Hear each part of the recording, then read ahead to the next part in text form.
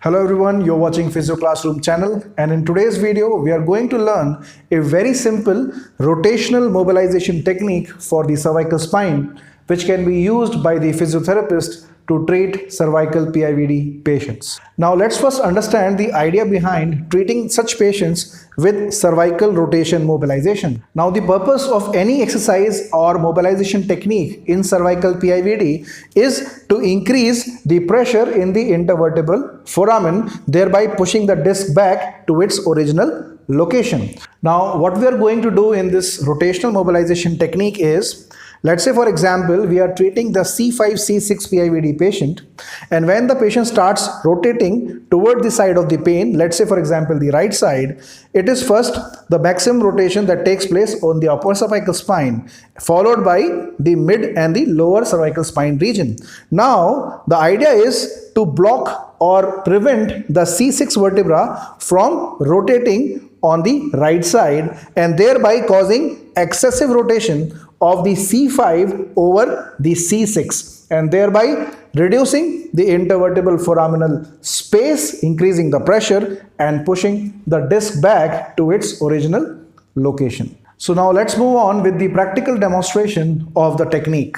So let's say we are treating the patient for the right side cervical radiculopathy. So for this, what we are going to do is we are going to make the patient sit in the unsupported sitting, and then one hand is going to come in such a manner that the thumb is going to be placed at the lower spinous process of the level that we are going to treat. So let's say this is a patient of C5-C6 PIVD. So I have placed my thumb just beside the C6 spinous process. Now my other hand is going to cradle along the head and neck of the patient in this fashion so that the head and neck is supported by the other hand of the therapist, and now I am going to gain little height so as to create a traction and then rotate the patient towards the side of pain.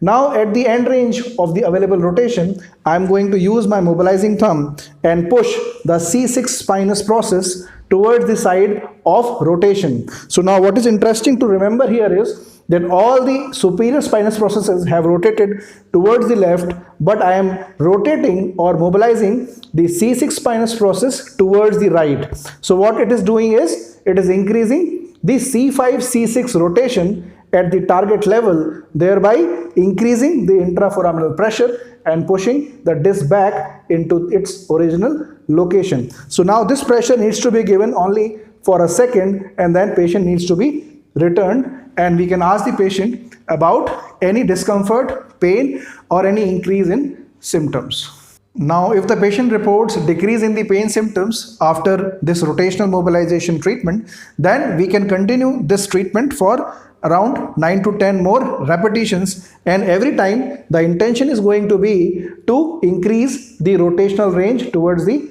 painful side, and at the end delivering this rotational mobilization and returning back to the neutral. This mobilization technique can be utilized by the therapist not only to treat cervical PIVD patients but also to treat the upper cervical rotational dysfunctions that we normally see in the cervicogenic headache patients. So similarly, let's say for example, if we want to improve the C1-C2 rotational range, then we are going to keep the mobilizing thumb beside the C2 spinous process and again perform the same maneuver, traction, rotation to the affected side, and then this mobilization of the C2 spinous process and returning back to neutral and again performing the same technique. So this was all about the rotational mobilization technique that can be used to improve the rotational ranges and also to treat conditions like PIVD and cervicogenic headache. I sincerely hope you like this video. Don't forget to share it maximally with physiotherapy students and young practitioners. See you all in our next video. Till then,